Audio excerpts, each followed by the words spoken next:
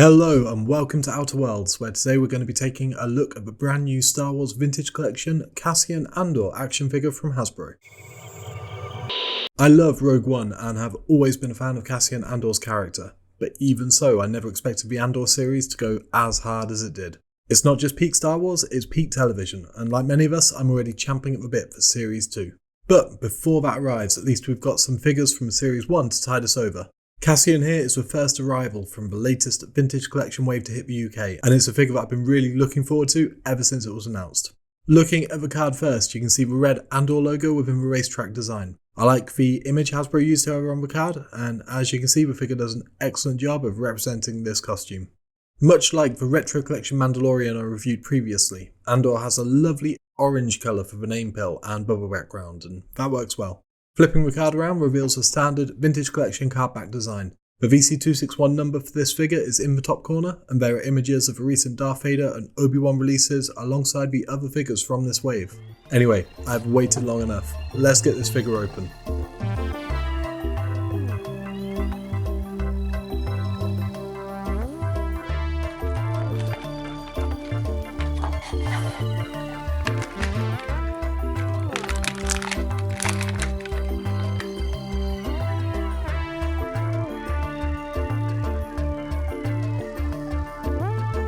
My initial thoughts on the new Vintage Collection Andor figure were extremely positive.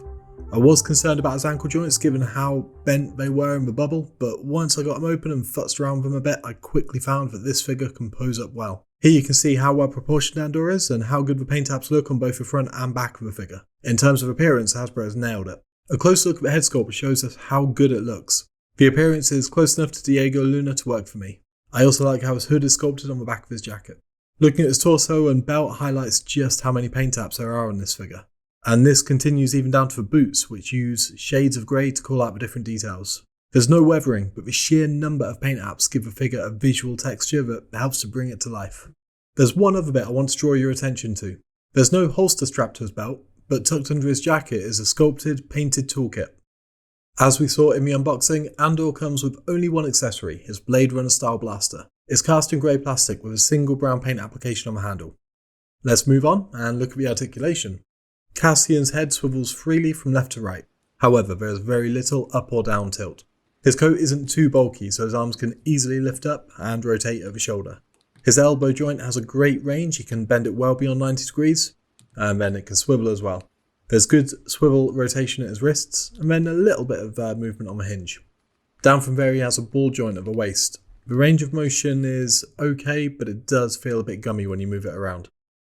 As Cassian has a new style ball jointed hips, he can do the full Van Damme, which is always a plus.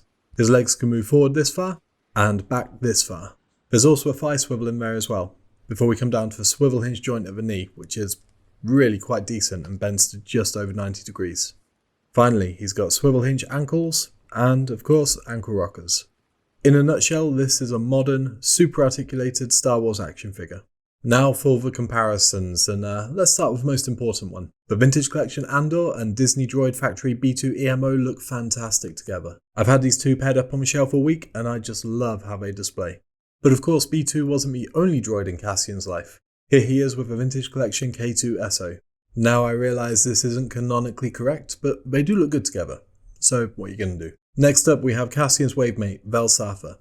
Straight up you can see how much shorter Vel is. Hasbro does this a lot with female characters in the Vintage Collection, and I can't say I'm a fan. These two almost look like different scales. You can also see how few paint apps Vel has, making her figure look much more bland in comparison. Finally, here's a Rogue One Cassian Andor from a 3.75 inch black series. Now, I still think the Rogue One figure is good, but looking at them together really demonstrates the evolution of the Star Wars line. So much of this improvement is down to the face printing process Hasbro uses now, it's such a game changer. I've been properly collecting the Star Wars Vintage Collection since the line relaunched in 2018, and over the last couple of years, since the introduction of face printing and more recently the new style hips, we've seen that when Hasbro decides to go for it, they make some of the best 1/18th scale action figures on the market.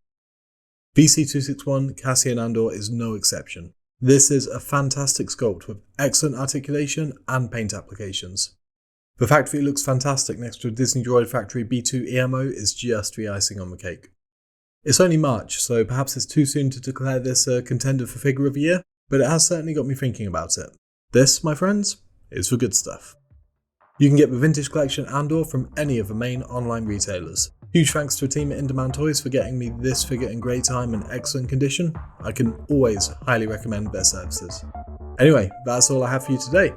If you're new here, then please do hit that subscribe button. There are plenty more 1/18th scale action figure reviews on the way. Otherwise, good luck in those outer worlds, and I'll see you next time.